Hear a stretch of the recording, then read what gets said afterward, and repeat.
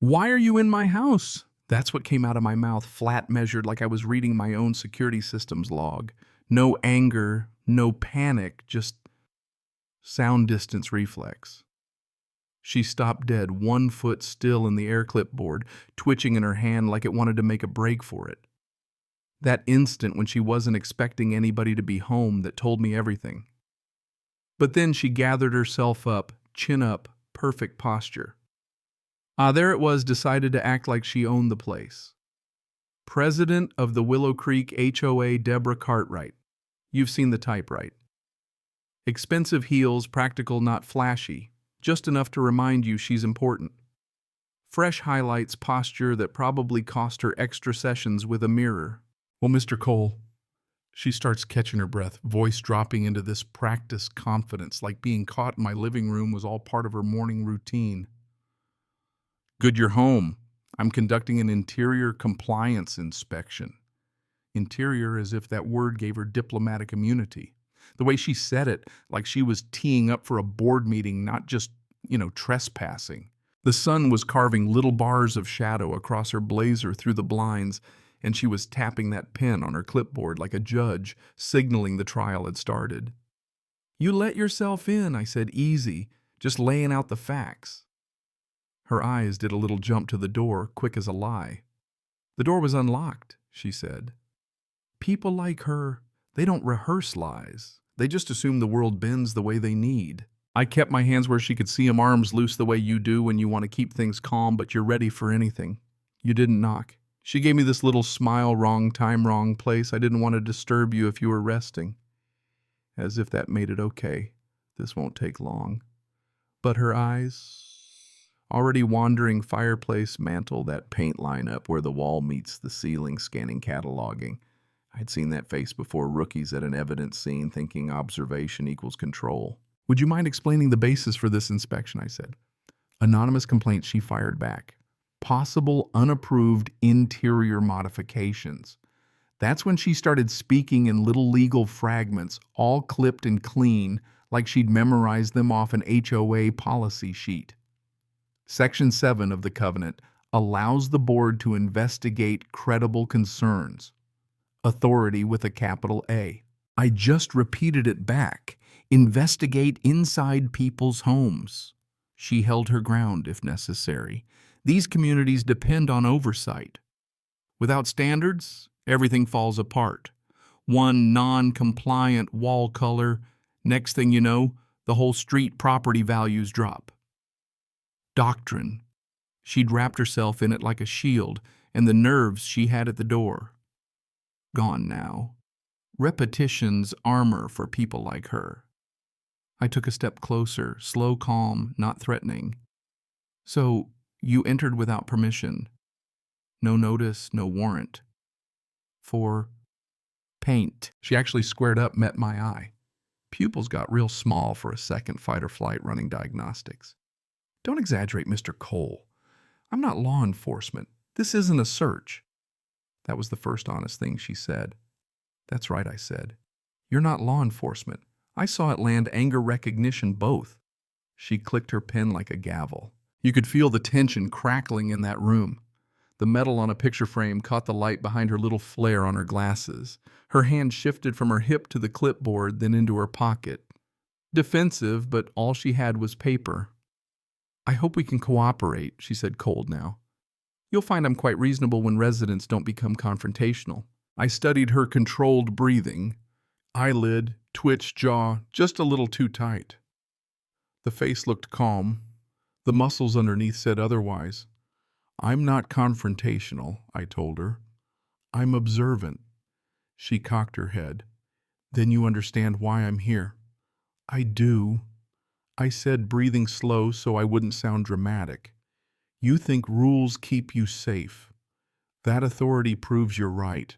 That's a common misdiagnosis. She tried the old, if you've done nothing wrong, you have nothing to worry about. Classic. I noted it. I worry about patterns, I said. This one repeats. She blinked twice hard. Not used to being told to leave her own kingdom.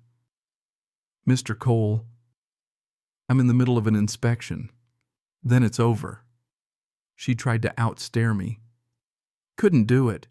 You're making this more difficult than it needs to be. I'm aware. Her chin went up another notch. I'll make a note of your non-cooperation. Do, I said. But make it from the other side of the door. Silence hung there 4 seconds, maybe. Long enough for the fridge to hum her breathing to slow down. Finally, she turned all stiff, and those heels on the hardwood sounded like a judge banging a gavel. Door clicked shut. Silence dropped like a sheet. I waited, let the air settle the way you do at a crime scene. Then I checked the camera, the little red light above the door, solid as ever. Good. I pulled up the cloud dashboard on my laptop, watched the footage, logged the time. Her face, her voice, every word, before she cleared the driveway. I wrote it all down clean. No adjectives, no drama, just evidence. Then I pulled the HOA covenants read, Section 7 line by line. Nothing about interiors, nothing about surprise entries. It wasn't about paint. It was about hierarchy. She was less afraid of being caught than she was of losing control. That's what gets people like her. Not aesthetic status. Her first move wasn't retreat, it was command. People enforce the hardest where they're weakest. Could have confronted the board right then, could have called the cops, stirred it up, but one violation is noise. A pattern is a case. If I went off now, I'd just be a squeaky wheel. But people like Deborah, they escalate if you show restraint. Let her think she's untouchable. That's how you get real evidence. 2 days later, the first envelope arrived. HOA letterhead font, trying way too hard to look important. I took a picture of it on the mat before touching it. Chain of custody, start small. Notice of violation, Section 7. Unapproved interior modifications. $500, 30 days to cure. Failure may result in additional penalties. I compared it to the covenant doesn't fit. Logged it. Signature at the bottom, Deborah M. Cartwright. That M had a long, dramatic tail. I brewed coffee, wrote a draft response, didn't send it. Just thought through the argument, cite the clause, show me authority, show the complaint. Closed the draft, let it sit. Later, a neighbor rolled by in her beige SUV, her dog barking at the mailbox. You get a letter too, she asked, way too casual. Which one? The paint. Deborah mentioned it at the garden club. Said you went dark without approval. Later that day, an email went out, subject standards keep us safe. The body just a little parable about how small slippages lead to chaos. No names, but everybody knows. Thursday, another envelope. Courtesy notice this time. Invited me to an architectural review committee to rebuild trust. Strategy, shame, isolate, correct. I logged it too. Friday, I passed Malcolm Grant, raking his yard, old lineman knees like door hinges. You stirred the nest, he says. I say I opened my door. He doesn't look up. She told folks you were hostile. Simple checks come with notice, I say. He nods. Folks here forget the order of things. We hired a board to cut the grass. Somewhere along the line, the board decided it hired us. Back home, a flyer on my doormat. Neighbors meet neighbors coffee at the gazebo Saturday. At the bottom, ask about compliance. Didn't go, but I listened from my porch, caught bits interior anonymous. He pushed back. Standards. That word standards. Translation control. Saturday evening, Linda Alvarez knocks 2 quick taps, then a step back, respectful. I don't want trouble, but I'm tired, she says, voice low. Tired of what? Of the way we whisper her name. She measured my fence while I was at work, left a warning on the gate. Was it out of code? No, but that wasn't the point. The point was power. I showed her the video of Deborah entering my house. Linda watched it silent until the end. She didn't even look guilty, Linda said. Order is a drug. Some people think it's medicine. Linda tapped the screen. Use that makes the story honest. I logged Linda's words. By night, another email reminder, residents are expected to cooperate. Didn't even open it. Paper builds a case, but voices do the heavy lifting. The file was getting thick. Then came the knock, 3 strikes solid, not shy. 2 men on the porch, tactical vests, HA enforcement patches. Not police, not even real security, just costume. Ethan Cole. Silence let them sweat. We're here on behalf of Mrs. Cartwright. Direct attribution, she's not hiding behind policy now.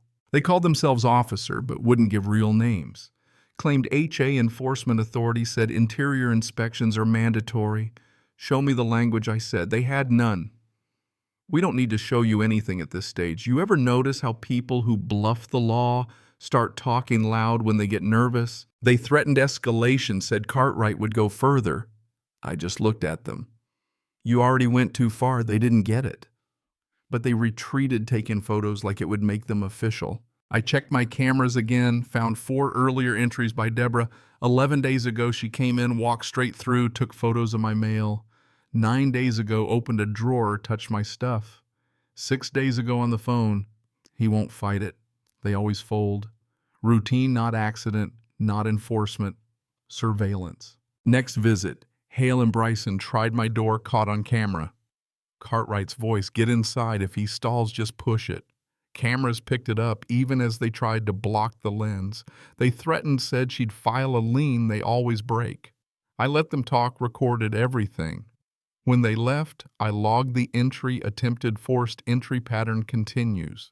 She thinks pressure gets compliance. All it got her was documentation. I waited. Rage makes for sloppy files. Clarity makes for convictions. Compiled everything. Timeline stills, policy text. No drama, just data. Multiple unauthorized entries, evidence of burglary, intent use of agents, conspiracy. Under color of authority, that phrase shifts everything. Made 2 PDFs, one with all the evidence, one with just her. He won't fight it. Sent a backup to my attorney just in case. Drove to the station, entered through the side, not for drama, just to stay out of the circus. Detective Caldwell logged the media. No, I feel, just here are the events, here's the file. Gave me a case number, official now. The story left my hands and entered the machinery. At the community meeting, Deborah tried to hold court, framed it as confusion, said the board always acted within its authority. She pointed the finger at me, painted me as the problem, classic deflection. But the twist came when my phone rang mid-meeting, police department, big letters on the screen. The whole room inhaled. Deborah tried to keep control, but people started to ask questions. Why would the police call if it's nothing? Then Estelle Moreno stood up, quiet teacher voice. She was in my house too. Talked about the latch on her gate rug, moved tape measure out of place. She started keeping her own records, photos, postcards for timestamps. A couple more spoke mailboxes, photographed warnings for garden fences that never broke code.